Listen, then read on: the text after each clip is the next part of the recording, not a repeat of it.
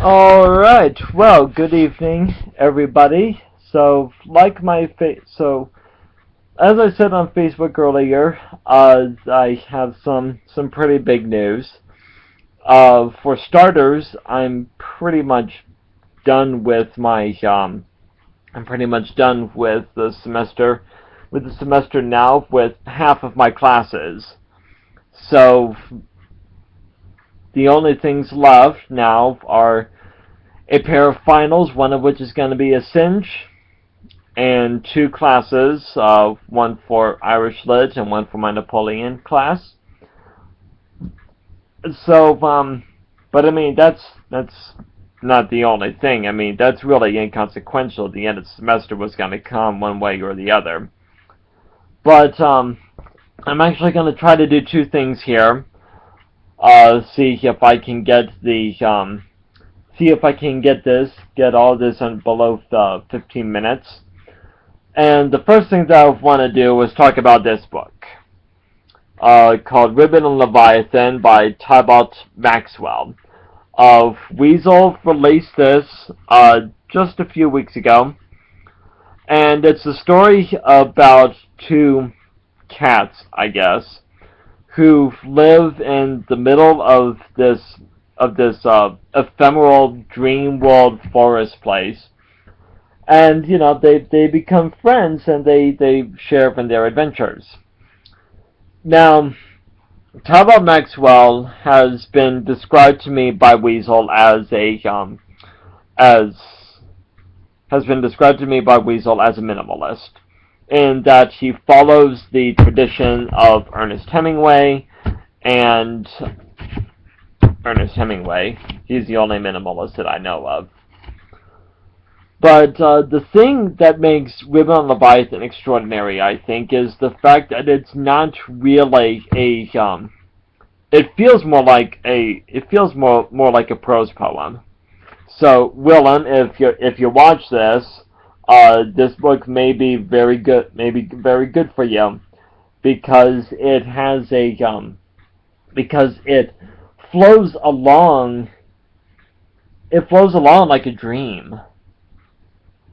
And that there are certain things that happen that seem completely nonsensical, completely non-linear even, and yet they are all unified into this single body.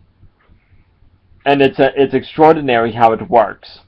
Maxwell, he is really a master at building up a sense of atmosphere, enrapturing you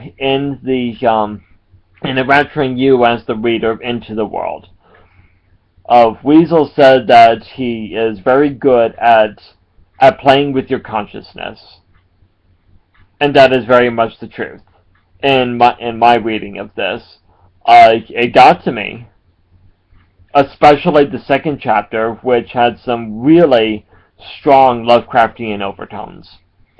Now, it does kind of cheese out at the end, I think, and that it has them together in like this shallow pool that's kind of shaped like a heart, and but it kind of cheeses out.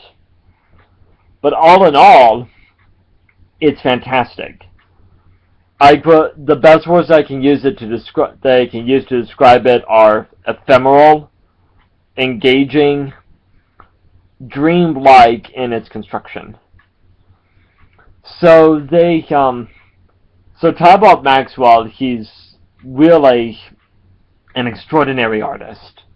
And if anybody who watches this video, I encourage you to look up Ribbon on Leviathan on Amazon and get it. It's about $6. It's about 35 pages long, maybe, I'd guess, about 21,000 words, maybe. It's not long at all.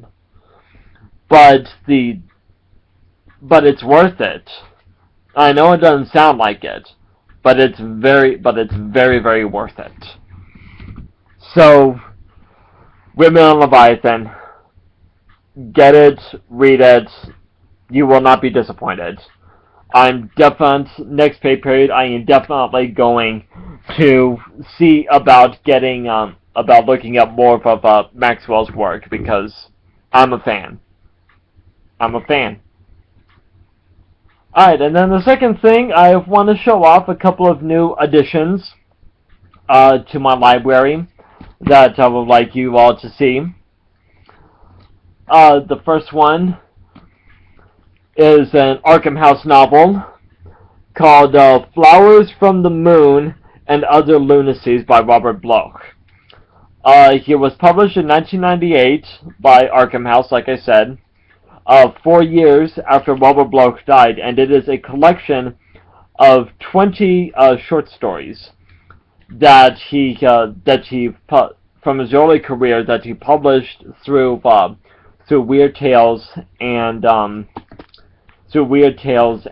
what was the other one called? Strange Stories, back during the heyday of the pulp magazines. And it features 20 stories introduced by Dr. Robert Price, and I was really quite happy to find this, because I've been looking for Robert Bloch, and I've been wanting him, but none of the volumes that Recycled Books really had was none of the works that Recycled Books has in their stock. They didn't look very interesting to me. I've heard some great things about Strange Eons, and they do have that copy. It's been there for months now, so I may make a point on getting it one of these days, but I don't know. I'm going to read through this one at first, I think, before if I decide if I want to spend more money on Bloch. So that's the first one. The second one is a signed limited edition from Subterranean Books of the Baku by Edward Bryant. There we go. Signed,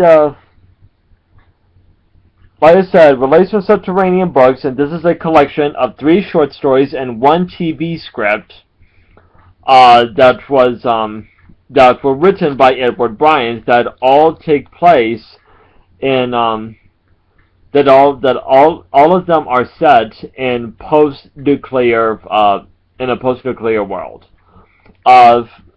Most of them, it appears, are connected to the nuclear bombs dropped on Hiroshima and Nagasaki.